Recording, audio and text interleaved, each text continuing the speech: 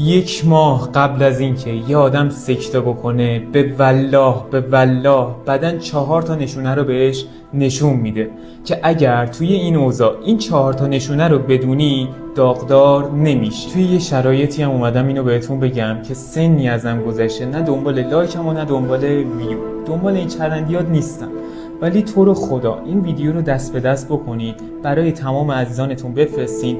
من جون 1 نفرم بتونم نجات بدم، دنیا و آخرتمو ساختم.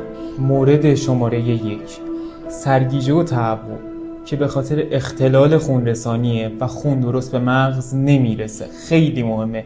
ملت ما اکثرا فکر میکنن به خاطر استرس و اضطرابه. مورد شماره 2، خستگی شدید و سردردهای مکرر که به خاطر اختلال خونرسانی. خیلی جدی بگیریدش.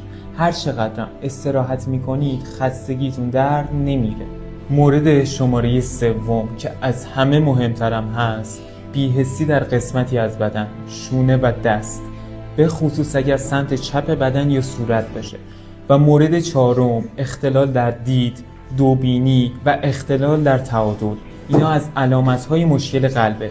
به والله غالب همه افرادی که سکته کردن این علامت‌ها رو داشتن ولی جدی نگرفتن.